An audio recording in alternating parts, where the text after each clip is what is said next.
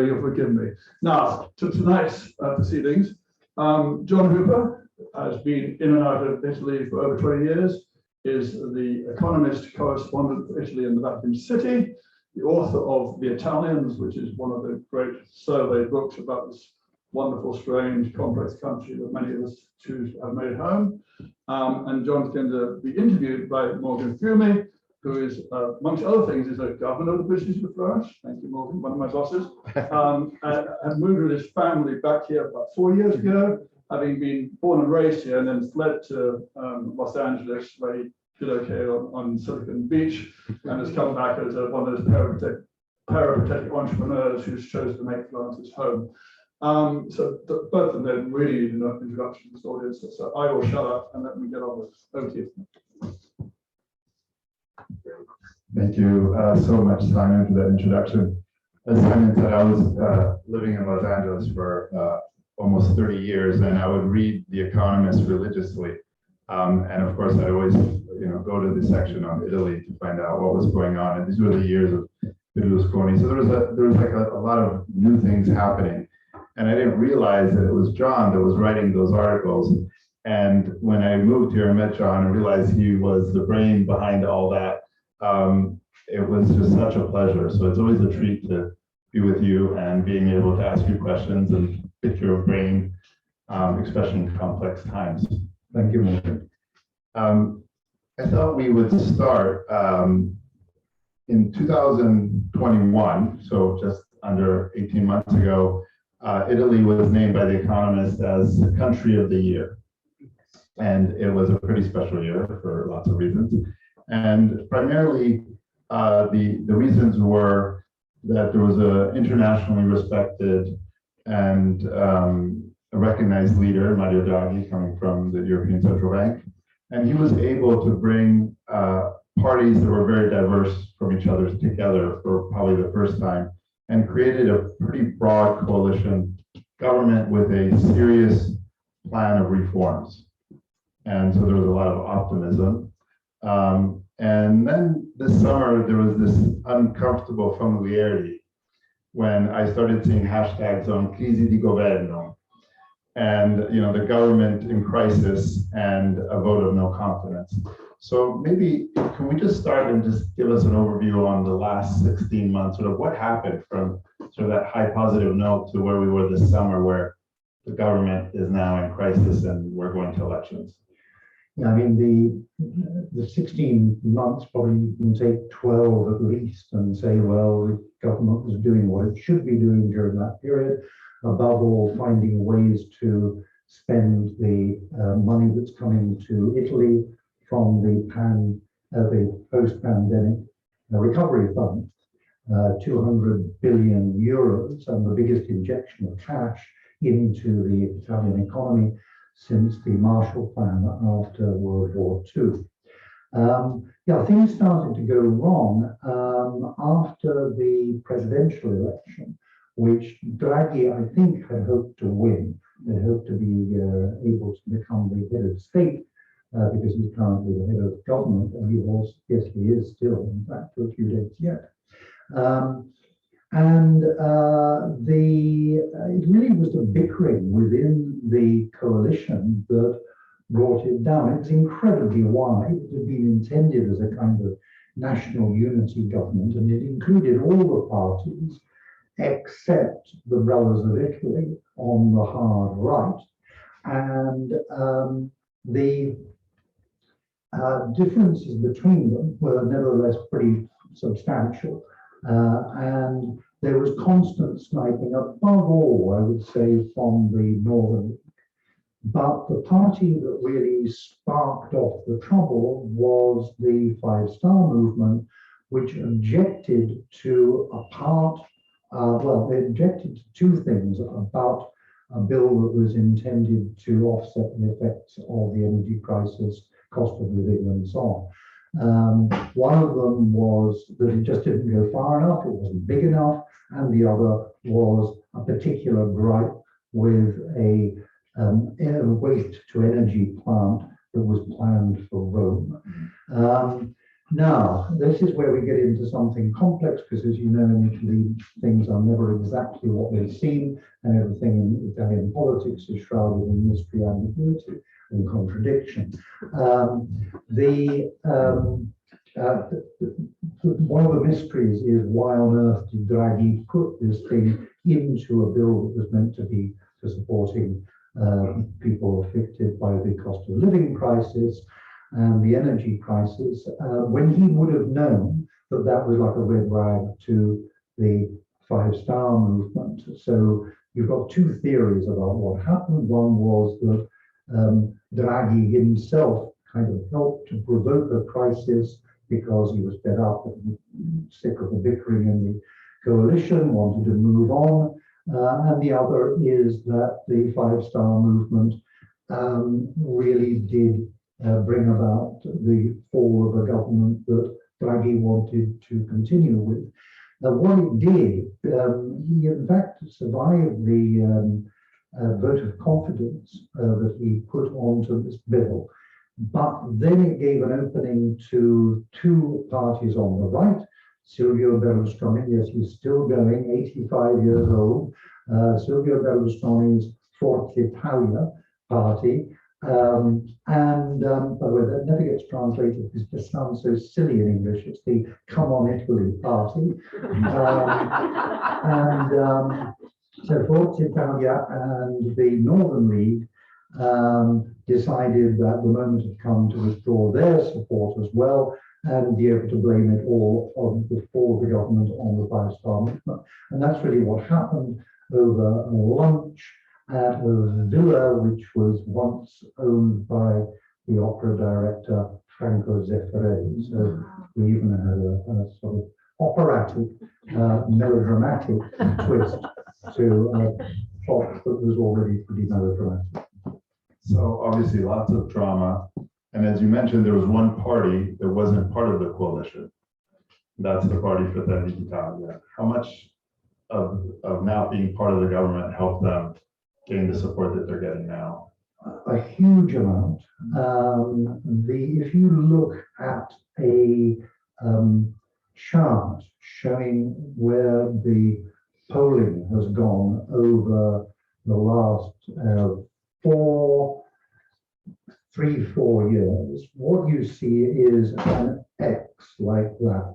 So you have the league going down and down and down and down, and in exactly the same proportion, the Brothers of Italy, paradoxically led by a sister, Giorgia Meloni, going up.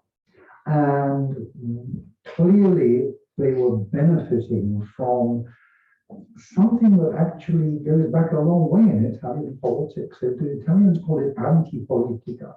If you're against everything that's going on, you will tend to pick up support. And Berlusconi was amazing in the sense that he managed to actually stay in government and yet somehow be against the establishment, which was a unique trick. But everybody else has actually had to go into opposition in order to bring it off. And you see one after another, these parties having success. And then when they have to take on the responsibilities of government, bombing out. So after Berlusconi, you get Renzi, who takes over for the Democratic Party. Not exactly a populist, but certainly somebody very much in the Berlusconian mold.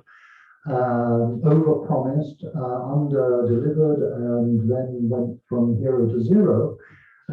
Then people turned to the five-star movement, and very similar thing happens there, and exactly that has now happened to the League. So this phenomenon, let's say, of the anti-establishment, anti-political party started with Berlusconi, Renzi, I guess the Lega too skyrocketed in support, 5 Stelle. So is this, Fratelli d'Italia, is this a similar phenomenon in which you have an anti-party, anti-establishment movement, or is this more particular of that? Is this a more historic event, given the nature of the party and where they come from? Yes, I think it is. Actually, one of the difficulties for a journalist, one of the difficulties for a journalist of covering this campaign has been that the outcome seems pretty predictable. The polls show that the right-wing alliance that involves the Brothers of Italy, the League Forza Italia, is way ahead of a splintered left. The difficulty of covering it has been that the outcome has been predictable, but the result that we expect is going to be pretty historic, because not only is the right well ahead of the left, but within the right, the Brothers of Italy look as if they're going to get twice as many votes or seats as the League, and with the Forza Italia getting relatively small percentage, around about 7, 8, something like that. Now, in that situation, you will have a party which traces its origins back to neo-fascism, which has undergone changes since, but nevertheless wants to retain that historic memory, being elected as the lead partner in a government for the first time. We've seen before parties, a party from which it split, called the National Alliance, Alleanza Nazionale, did form part of 2, 3 governments, but always as the junior partner. What we're now seeing is the distinct probability that the next government will actually be led by the Brothers of Italy. And they are a party which up until now has been seen as being on the margins of Italian politics, way out to the right. Can you touch a little bit upon what happened? Because I think in the press, it's hard, you would seem that there's all of a sudden this sort of explosion of support for these right parties. But in reality, they've pretty much been there all along, just allocated to different parties such as La Lega. La Lega has taken more of a delicate dance, because they've been obviously supporters of more of a Russian ideology, if you will. Maybe it's more complicated than that, but sympathizing towards Russia, versus Fratelli d'Italia that has taken a at least they say they have a pro-NATO stance. Has that impacted the relative growth? Given that I'm assuming a large part of their base are the small businesses, especially in the north. Yes, I think that it's played, to be frank, in the campaign a marginal part. A lot of the pro-Russian sentiment has come, as you say, from the small business community up in the north, which maybe has got trading links with Russia. And in the case of Forza Italia, it comes from a personal relationship that Berlusconi has or had with Vladimir Putin. Now, the League has taken, the Brothers of Italy have taken a very different line on this, right from the start. From the time of the invasion of Ukraine, they said we're against it, we're for NATO, we're Western aligned. So in that sense, and it's actually quite difficult to categorize them as a populist party. They lack many of the traits of a populist party. And indeed, in the campaign, the chief sister, Giorgia Meloni, has tried, for the most part, to transmit a rather responsible, serious image, not being particularly demagogic, though she is capable of that. So, as far as what kind of government we would expect, assuming that the right wins, and the assumption is that the president of Italy, Mattarella, would appoint Meloni as prime minister, is that how certain would be that? It's an interesting point, because one of the rumors going around in Rome, and you can take the rumors in Rome for what they were, they're not always right, is that perhaps Matteo Salvini, who is the leader of the League, and Silvio Berlusconi, might club together to go to Mattarella, the president, and say, look, you can't have somebody who is as Eurosceptic as this lady and who has these skeletons in her cupboard taking over as the head of government in Italy because it will isolate us from the rest of the EU, etc., and we'll try and block her. I think that that's going to be very difficult to do. I really do, unless they've got some trick up their sleeve that we don't know about, which is always possible. But I would have thought that if they get somewhere near 30% of the vote, it's looking as though that will be the case because they were rising in the polls, and we had a polling blackout as of September the 10th. So we don't really know where the polls have gone since then, but they were on the rise and the other two parties were going down. I cannot see how the president in a circumstance like that can do anything but actually appoint her to be the next prime minister. What kind of government? Now, I think there's two things here. There's two elements here. There's what she and her brothers believe in, and then there's how much of that they could really bring into effect in the current situation, because we have crises on all sides. We have the war in Ukraine. We have a cost of living crisis that is linked to an energy crisis. We have the possibility that that cost of living crisis is going to require so much government spending in a country, Italy, that is already indebted to the tune of around about 155% of its GDP, that it could spark off the kind of process that we saw in 2011, 2012. I think that's actually quite remote. I think the European Central Bank has already put in place mechanisms to staunch those effects, but all of that is in the air at the moment. So if it is Meloni after the 25th, then she is going to come in with a stacked in tray of really urgent things to do. So I personally don't see her, for example, starting a culture war. If she got into serious trouble later, maybe. What do the brothers believe in? They believe in an anti-globalization, anti-liberalization economy, state intervention, renationalization of what are regarded as strategic industries. They do not believe, they are opposed to abortion, they are opposed to gay marriage, they are opposed to gay adoption. They have all the classic ticks, if you like, of a party on the hard right.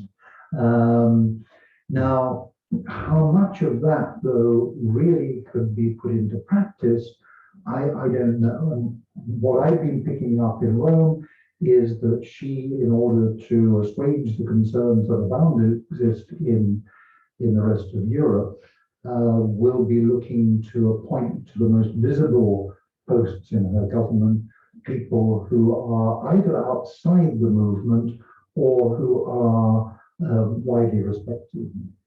So there is, for example, somebody who's already served as the foreign minister who is now a member of her party. There are members of the current government who might be persuaded to join, and then there are independents. So let's say on a global scale, European scale, and domestic scale, it sounds like you're suggesting that on a global scale, probably not much will change as far as the stance, let's say, towards supporting Ukraine, supporting NATO. You don't expect much change. No, I don't think that the League is going to be in any position to contest that. I mean, I interviewed Salvini the other day, actually, and he was grumbling and saying, well, I don't think that sanctions are actually working very well, and we could end up with the sanctions suffering more than the sanctioners suffering more than the sanctioned. But I don't know whether you saw that not so long ago, just a few days ago, there was a document leaked in Washington that said that 30 parties outside Russia had been receiving funds from the Kremlin. Salvini made the mistake of coming out and saying, I'm going to sue anybody who links us to that report. And nobody at that stage had done so. And then the head of the Intelligence Committee in Parliament came out and said they're not on it. So this sounds as if it might have been a rather sophisticated operation from Washington to make sure that there was none of that sympathy being aired any further, and that Meloni should not be put under pressure to go down the anti-NATO path. So yeah, globally, I think very little. Europe, actually, what I'm doing now is giving you an advance peak of the Economist's article. The way you frame the question is exactly the way I've designed this article. We promise we won't leave it. Yeah. You're all off the House rules. right, House rules. You're all off the record. No, seriously, Europe. I don't see them being too imprudent in pushing up the debt. I just don't see that happening. And if they did happen, I think that the European Central Bank has actually put in place some pretty useful tools for dealing with any market flurries. Where I think that, and in this sense, I think that Giorgia Meloni is on a tightrope. She's got on the one hand to reassure the Europeans and the Commission in Brussels, European partners, etc., etc. On the other hand, she has her supporters who will want to see something. And they're the people who are voting for what they see as a Eurosceptic alt-right party. And she will, I think, make a big song and dance about confronting Europe. There's already been a sign of that. Up in Milan last weekend, she said she used a colloquial phrase in Italian to say the honeymoon is over.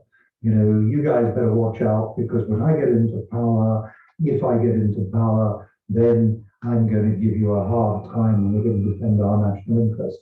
So I think there's going to be an appeal for or demand for a revision of some aspects of the post-pandemic recovery plan for Italy, maybe some more money. And there are little mechanisms that can be exploited to actually create the impression that she's done a Mrs. Thatcher and gone to Brussels, and handbagged them and got some more money out of them. So I think that you could see.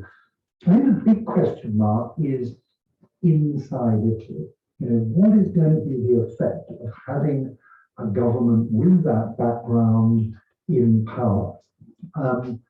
Is it going to push back the bounds of the sayable, the doable?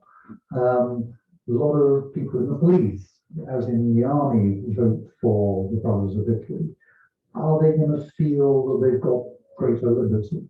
One of the nastier aspects of the program, I don't know if it's been taken out, I don't think it's in the electoral manifesto, I didn't see it, but it was in the program of the Brothers of Italy, was the abolition of the law on torture, law forbidding torture.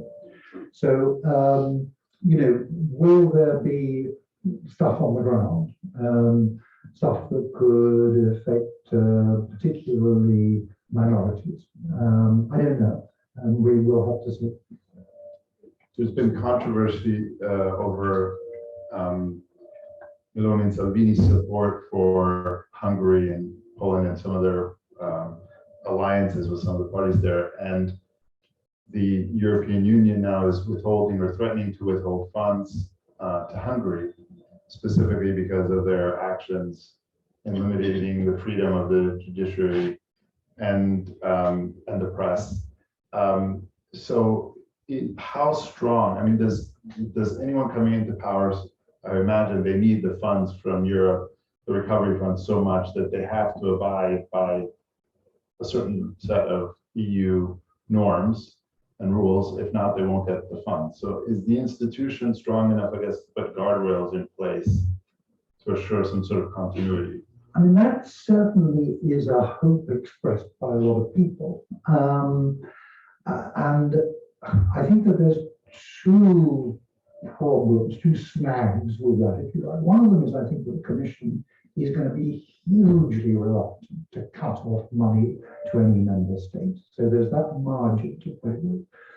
And the other thing is that the other day, in fact, was it yesterday or the day before? I'm going to lose track actually of this campaign. But Ms. Meloni was asked on radio about the fact that the European Parliament has deemed Hungary rather, not to be a full democracy. And she leapt in defending Orban and saying he was democratically elected, therefore it is a democratic system, which actually goes to the heart of what I think all of this is about, which is, you know, in the old days, people were worried about the imposition of totalitarianism. That was fascism, you know, the Japanese on the street, if you like. I don't think for one moment that we're in that territory. The Brothers of Italy, like their predecessor groups, have played by the rules of a democracy for all the time since 1948, with the foundation of the Republic. But that's not really where the game is now. It's what you can see in many countries. Russia is one, Hungary is another, Poland is another, is Turkey. The leaders and parties become democratically elected and then impose illiberal measures and become illiberal democracies. And so it is worrying that she sees democratic election as being the sole qualification for calling somewhere a full democracy.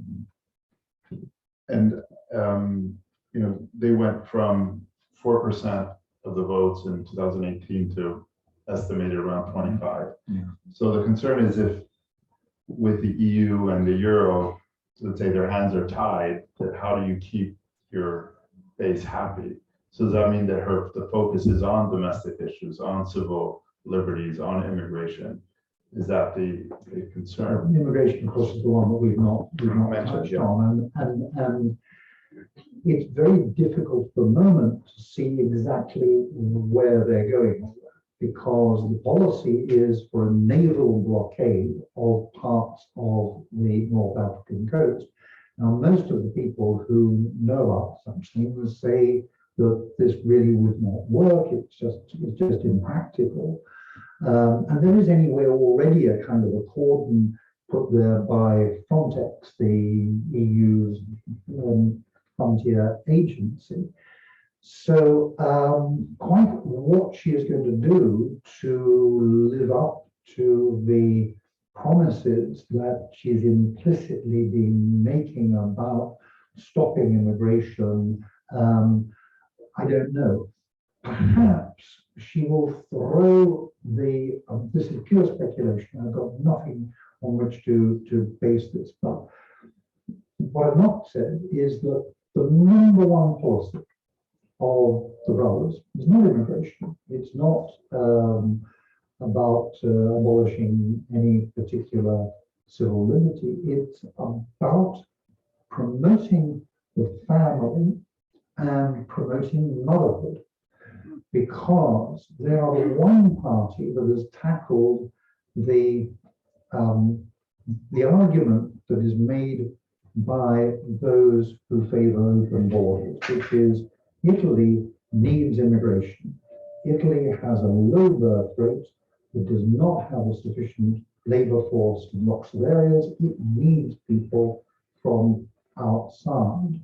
Her answer to that has been, okay, we'll take her argument on board, therefore Italian women must have more children, and we must have a massive program of family and child support to make that happen. And of course, it helps that she is a woman making those proposals.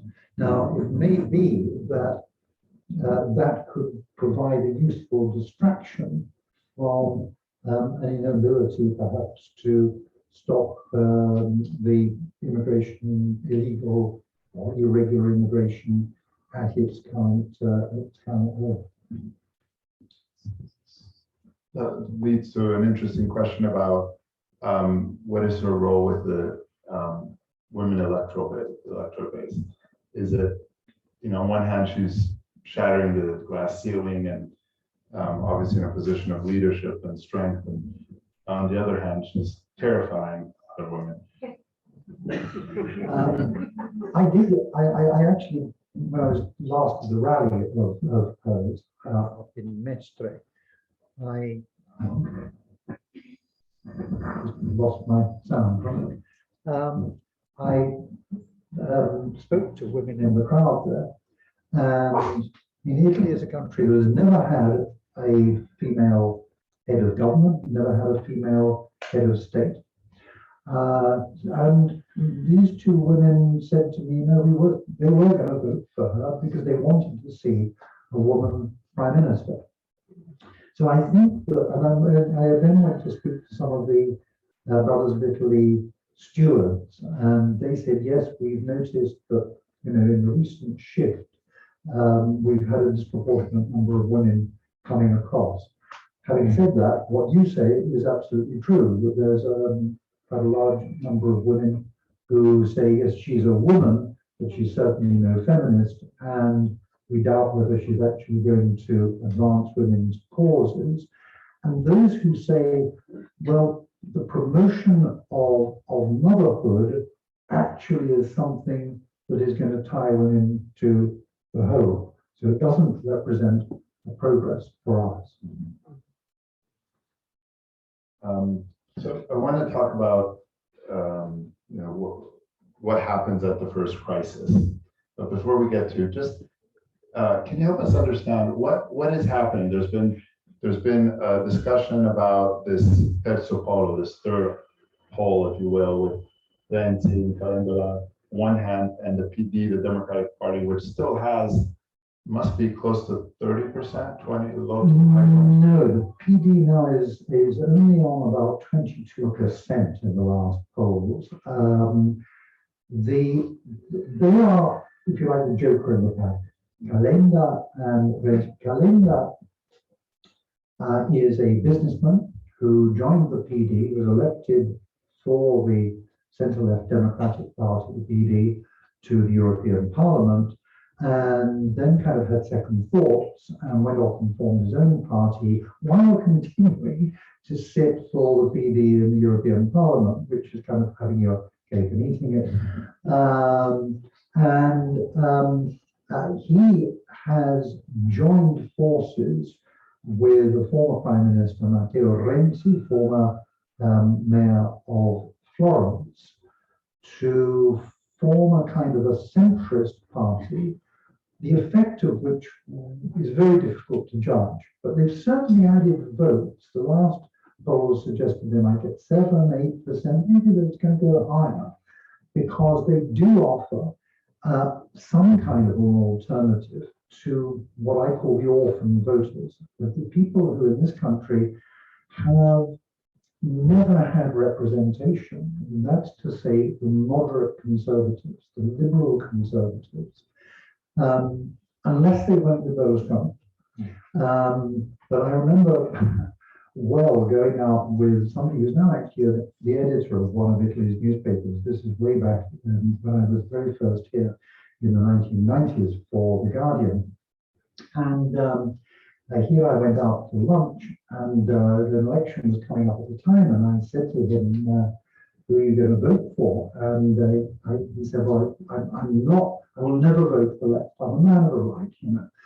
And he said, I couldn't possibly vote for anybody as extreme as this was the predecessor movement of the Brothers of Italy. And then I said, well, what about Berlusconi? And he said, no, I'm not going to deal with nothing to do with Berlusconi. I don't like his finances. And so I said, well, maybe you should become a Christian Democrat. And he turned to me and said, John, didn't you know I'm Jewish? So this is all a real problem for anybody on this, what you might call the centre right, the real centre right, as distinct from what Berlusconi calls the centre right, and which actually Italians have got into the habit of saying, so that they're now actually facing this really, really hard right coalition of the Brothers of Italy, the League, Populist, and the Forza Italia, which has lost its liberal wing, and they continue to call it the centre right. It's what in English would be called right wing or the right.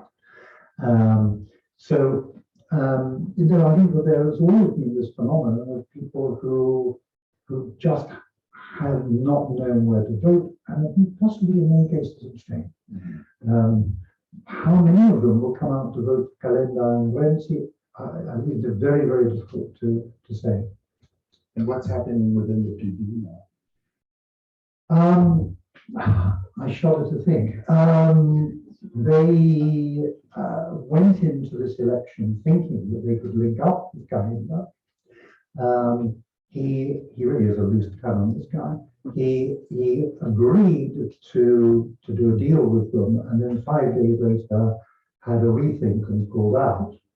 And so they were left high and dry, unable to form a coalition electoral alliance with anybody except the party on the far left, or hard left, if you like, to equate it to the Brothers of Italy, and the Greens. So that is really all that is the left-wing coalition.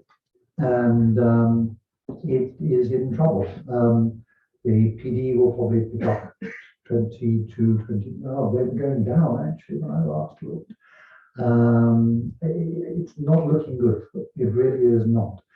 But one last caveat, which is that in Italian elections, unlike what happens, say, in Britain or in the United States, after the vote, people are free to leave these electoral alliances.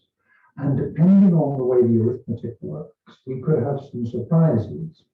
So there'll be all to play for after the election as well. But that rather depends on, it may be a very clear-cut outcome, and we'll be able to say, look, the only arithmetically viable way is for the right-wing alliance to come into power. But if it's a tighter margin, then there would be scope for shenanigans in the centre, and we could end up with a situation that has happened in the past, whereby the apparent outcome is not actually the real outcome. I confused you totally.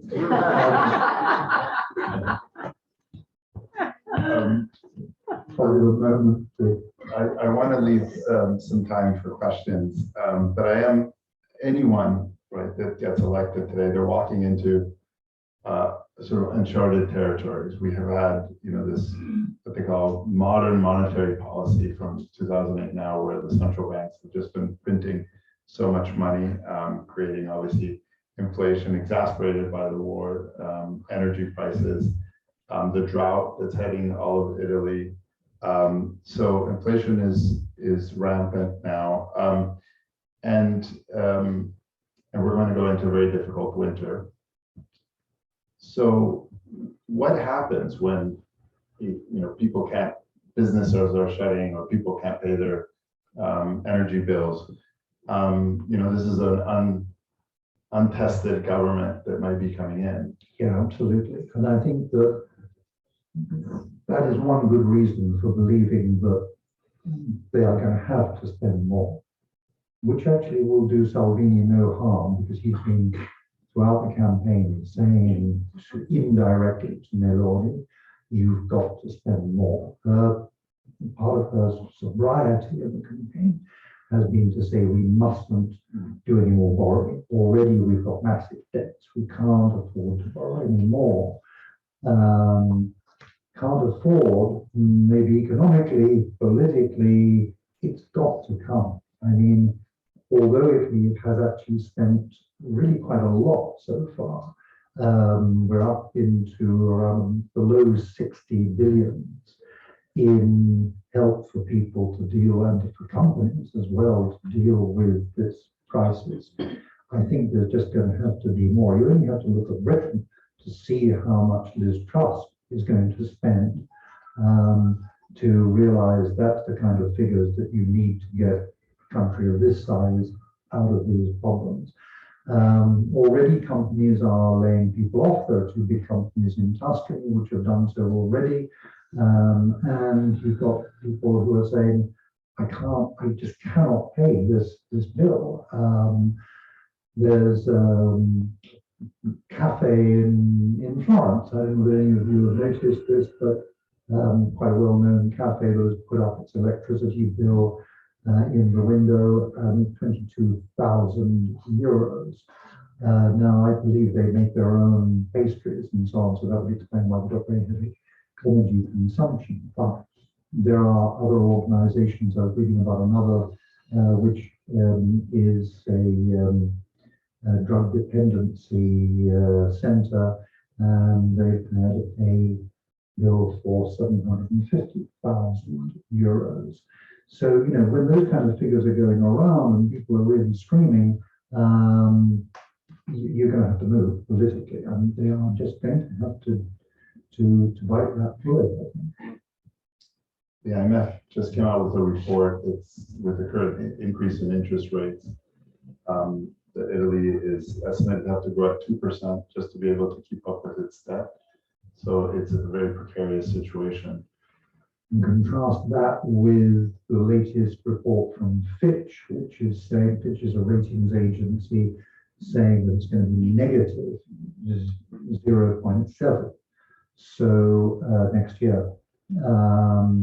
I think the government next week will come out, because they're going to be publishing their revision of what we would call medium-term economic program, and that will probably say that there might be minimal growth of 0.1, 0.2.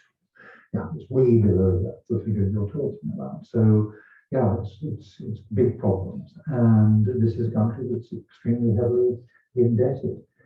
We must just hope that the European Central Bank's precautions, which I won't go into because it's highly technical stuff, the TPI, but if this will actually have the same effect that Mario Draghi famously had during the Euro crisis 2012, when he effectively told the markets, you know, we've got bigger firepower than you have, and we will do whatever it takes, this is the famous phrase, to see you, you know, off, make sure that your bets against the euro flounder. Let's just hope that the ECB's new toolbox achieves the same thing, otherwise we're all in trouble. So just going back to, you know, Italy being the country of the year, beginning of 2021, it did have a lot of warnings attached. One of them was the stability of the government. It did. Reforms.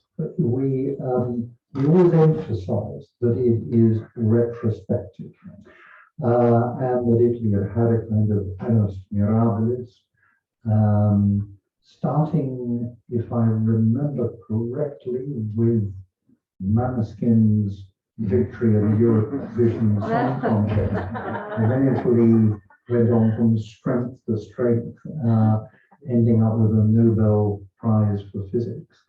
And along the way, as some of you, the British members of this audience may recall, they won the Euros. Yeah, no, it was a great year, and they elected a sensible, they had already, in fact, a sensible, intelligent widely, if not globally respected Prime Minister in Mario Draghi. Unfortunately, like so many other Italian Prime Ministers, has bitten the dust after 17 months. Where are we with a lot of hedge funds speculating, betting against this next government?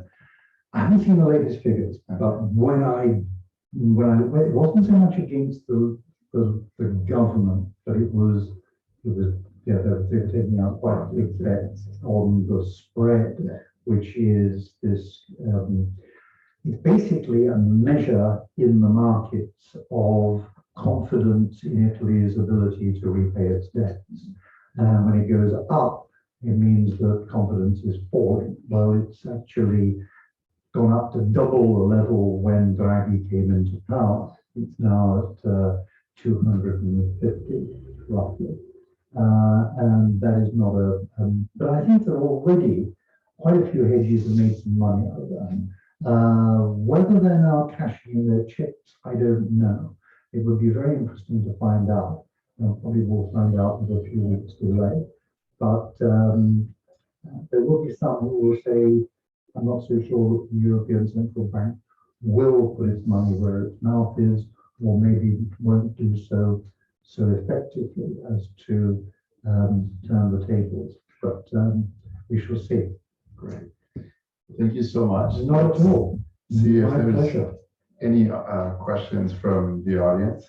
Okay, can I intervene at this point? We have a protocol of questions because we invite our people on the Zoom to join us as well. So we're opening up the chat. So the Zoomers, you have two ways in. You can either put something up in the chat and I'll read it out for you, or you can unmute yourself and talk to us. We'll hear you in the room. And those in the room who want to talk, I've already got two hands up. You have to use the microphone so the Zoomers can, everybody else can hear.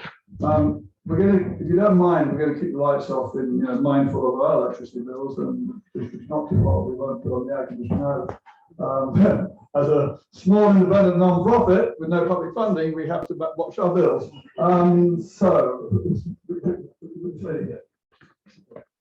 Good evening. I would like to ask, from 2021, in which it was all great and Italy was voted Country of the Year, it seems as if it's all going like downhill from there. What's the light at the end of the tunnel? What can we hope for? What is the light?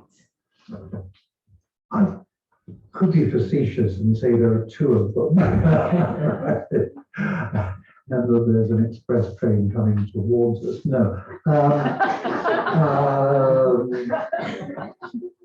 I think that it depends, I think it's an interesting question to ask, because I think that it depends very much on where you stand politically. Somebody on the right would say that maybe Meloni can bring off the trick that Berlusconi did between 2001 and 2006, and if she has a substantial majority, stay in power for 5 years, during which time she can impose the policies of the right, and that will at least have consistency, and we will see a particular response given to the economic problems of the country.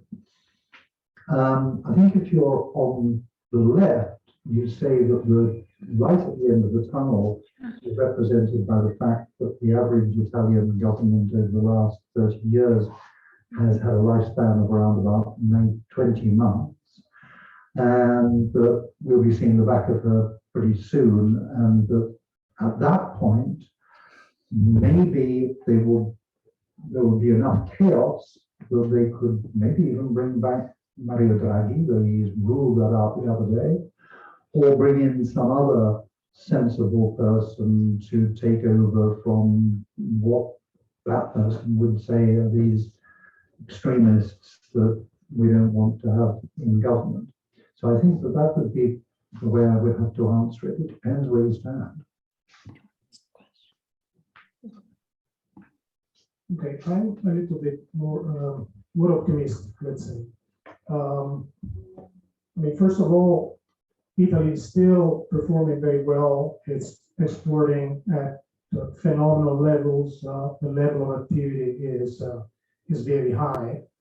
Obviously, with what you mentioned in terms of energy crisis, prices going up, inflation, there is something that is shared by, I would say, the rest of the world, at least the rest of the Western world. The reason why I'm optimistic, and I'd like to have your comment on that, is because there is very little room for Meloni to maneuver on the center-right or the right-right coalition, because the recovery fund has already been written and the money has already been earmarked. So there is very little that can be deviated from, apart from banging a symbolic fist on the table in Brussels. I think that the amount of stuff that is well underway, including the reforms that were sort of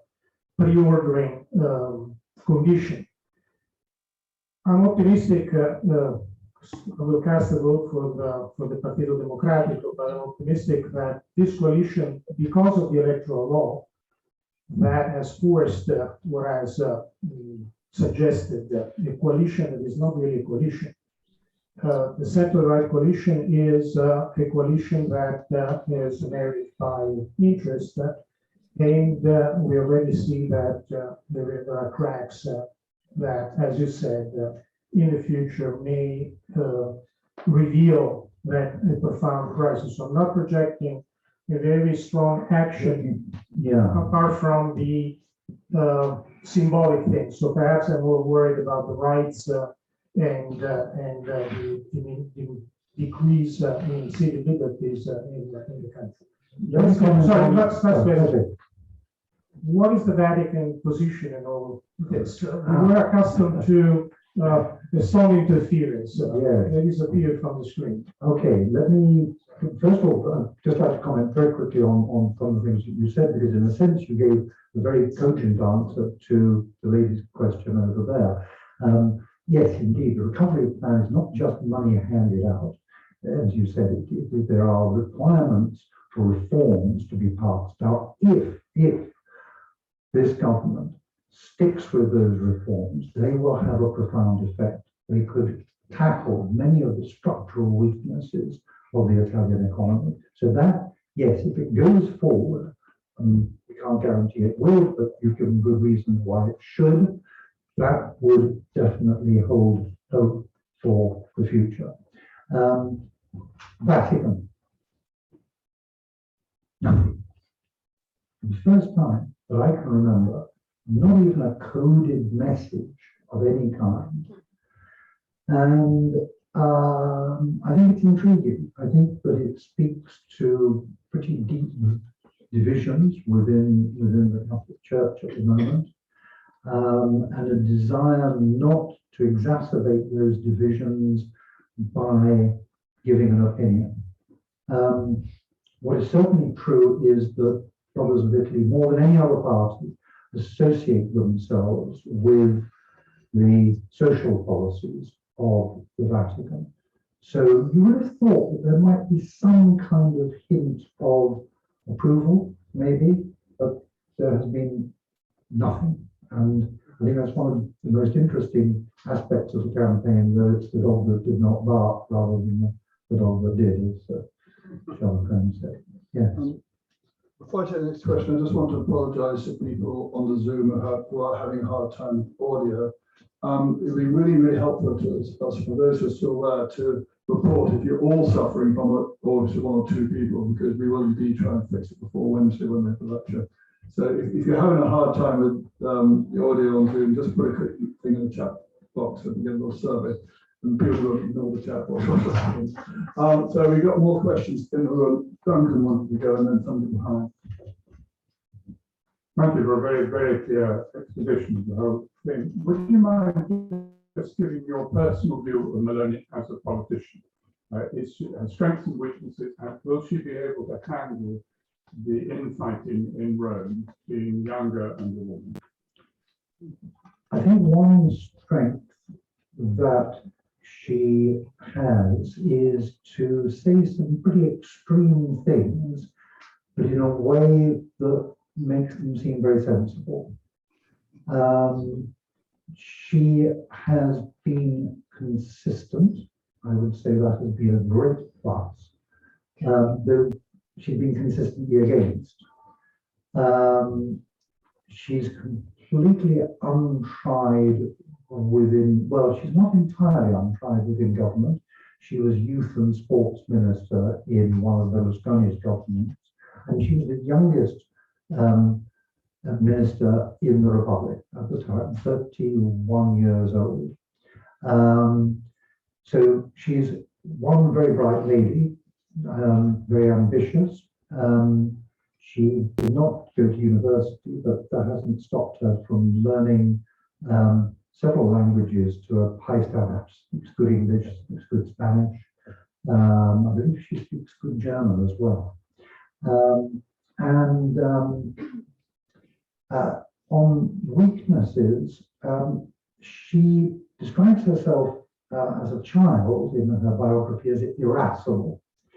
And she has said recently, in fact, my counterpart in the New York Times got what sounds like a very brief interview with her, during which she said that she has this weakness that she can lose her temper quite quickly, and that this can lead her into saying things that she then regrets. Now, that's a big liability in somebody in the position of a prime minister.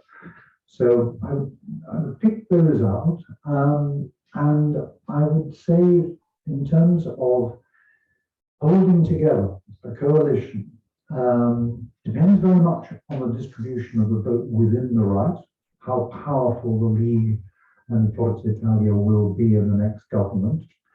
But I would condition that by saying that Berlusconi had precious advantages. He had the advantage of 3 television channels, not inconsiderable, and he had a great deal of money.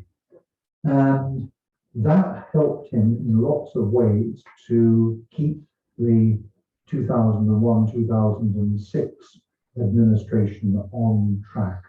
Formally, it's 2 governments because they had a reshuffle in the middle, but basically it was 1 government throughout that period. And she's not going to have those advantages, and she's going to have less experience in politics. Whether she's a woman or not, I'm not sure that that's going to really affect her. She's a pretty tough customer, but I would say that it is less likely. I mean, even if the right-wing alliance comes out with a strong majority after this, and it could well happen, more in seats perhaps than in votes because of the way that the Italian electoral system works. Even with that, she might have difficulty holding together her coalition because she doesn't have those advantages that Berlusconi had. Before we go to Chris, I see Brendan McCann's had a hand up on the Zoom. Brendan, did you want to talk to us? Yes, hello. Thank you. Can you hear me? Yes. Okay, thank you for a fascinating discussion. John, I wanted to ask you, would you speak a little bit about the electoral system in Italy and possibly the need for reform? And also, do you still find it useful, you've used it a few times yourself, to use the terminology of right and left? I think it does still have a sense to take the second part of that first. Yes, I do. But I think that we have seen in the Five-Star Movement a party which defies categorization on the left-right spectrum.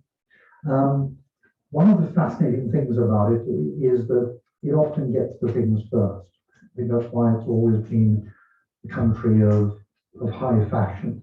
There's even a character in Shakespeare who talks about this, how the Italians get to things before the British do. And Italy has been first in lots of areas. Fascism is a good example, an unfortunate example. Last party is after we actually pretty much put Christian democracy down to Italy as well. There are lots of other things that Italy has, areas where Italy has forged ahead, way ahead of anybody else. Many people would say that Berlusconi was the model for Trump. And it may be that in the Five-Star Movement, we have some kind of a template for parties in the future that are much more difficult to categorize left or right. On your first point about the electoral system, the way it works is this. Slightly more than 1/3 of the seats are apportioned on a basis that would be familiar to any of the, well, both Brits and Americans here, which is first past the post. The idea being that you should have people in Parliament who know who they're representing and that their constituents know who's representing that. But the other 2/3, slightly less, are elected by proportional representation. Now, the effect of that is twofold. One, the first past the post seats are advantageous to a regional party because they have a concentration in a particular geographical area. They're disadvantageous to movements like the Five Stars because their candidates tend not to be very well known because they're elected online shortly before the election. The other effect that this has is to translate a majority at a certain point into a much stronger majority of seats. And that is one of the fears of the left in this election, which is that the right-wing alliance, if it gains around about 55% of the vote, which is not unthinkable when you add in a few of the smaller parties in that alliance, that could translate into a 2/3 majority of seats in the new parliament.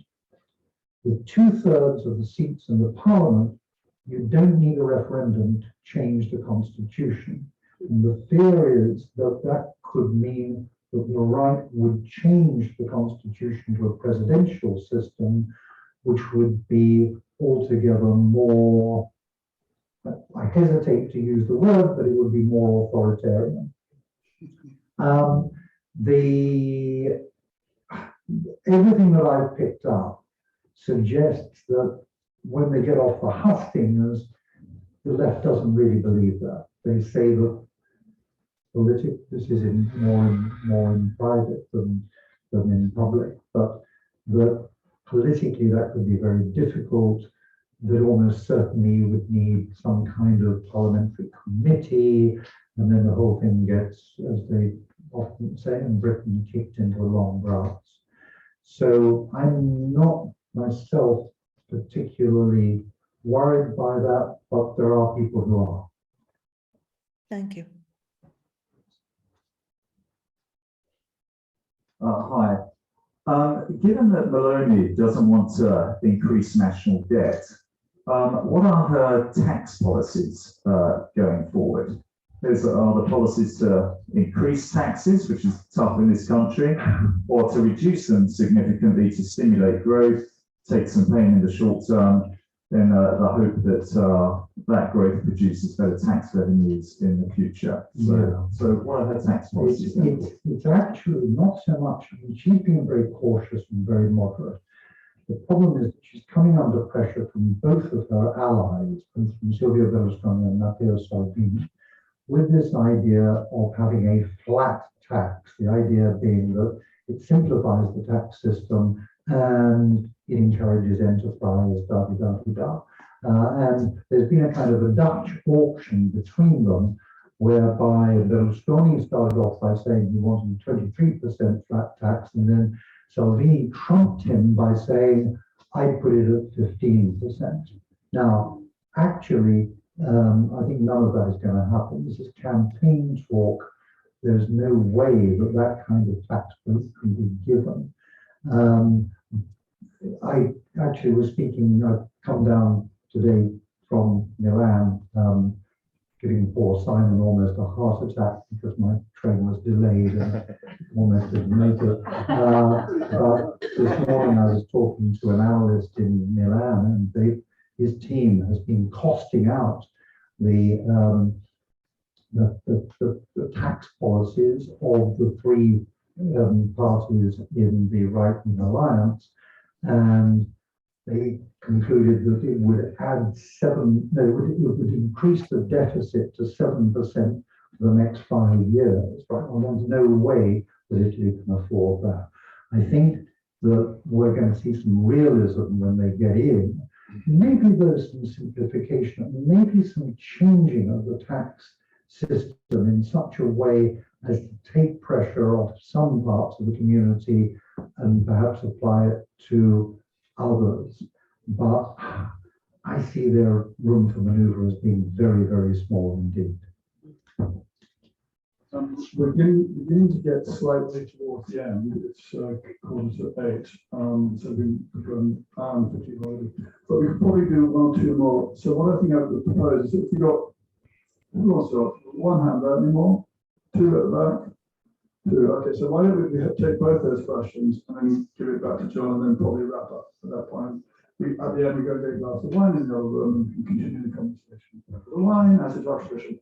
So there's two people at the back. Simon, just while you're going to the next question, just as far as the costing of a lot of these initiatives, there's a site called lavoce.info. Yeah. And they've actually have a grid with all the different programs and a rough cost on all of them. But when you see them, you understand it. You know, they sound good on the campaign trail, but likelihood that they're going to pass is very slim. I don't think so. And these promises do get forgotten very quickly. Hello. Hi. So what is the anticipated response from Brussels or from the EU to Maloney's, we'll say, like fish banging in regards to getting more funds or apportioning them differently from the COVID recovery fund? Do you anticipate that they'll give her like a smaller token just so she can go home and then hopefully collapse under the weight of her own government? Or do you think that they'll take a more hardline stance, kind of in line with their penalties on the liberal democracies like Poland and Hungary? I think that there's yes, by all means, yeah. Hello, thanks again for speaking. My question is concerning the general rise in, right-wing politics in Europe. And I was wondering if you think that the success of this coalition is, kind of following that trend, or if there's certain things about Italian politics that make it particularly different. Thank you. On the reaction of Brussels, I think there's an element of wait and see. Just which Meloni we're going to see when she gets into government, if she gets into government. But I think that they will do everything they can not to create an alignment with Italy in the same area as Poland and Hungary. And if that means introducing some flexibility into the recovery fund, then so be it. There's a technical answer to this question, which has to do with a separate policy of the EU to do with repowering Europe, weaning it off Russian gas. There's money to be had in that area. And I think that is probably going to be a game that will be acceptable and beneficial to both sides. If, on the other hand, they feel that a government like that is running out of control, then I think that they will be much more prepared to apply the same kind of policies that, again, with great reluctance, I would say, they have been applying to Poland and then Hungary. I mean, both countries have gone a long way down the liberal democracy road without the European Union really taking the kind of draconian measures that a lot of people wanted them to take. On the other question, which was, sorry, just very quickly, it's just gone right out of my mind, what the was, oh, the right, is this part of a wider, yes, I think it is. Look what's happened in Sweden, of all countries. You know, the Sweden Democrats have done very well in the last election. And I think that it's conceivable that Ms. Maloney's latest remarks might have been a kind of a reaction, feeling that you got a little bit more margin out of that result.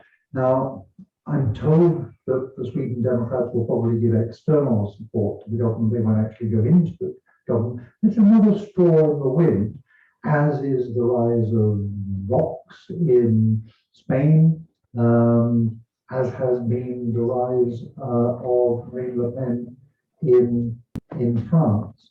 In many cases, moderating their policies, certainly moderating their rhetoric, and seeking to get into government. What then happens depends on various factors. I would only say as a caution to the kind of pragmatic approach that I've taken so far is that again and again we have seen pundits like myself, if you like, saying, well, when they get into power, when they face the realities of power, they will moderate. That hasn't always happened. That didn't happen in America with Trump, for example. It might not happen in Italy. We don't know yet. And so I think there's all to play for, and perhaps we'll be back another day talking about other developments in Italian politics. Good moment ended. So I'd just like you all to join me in thanking John and Morgan for a most interesting debate.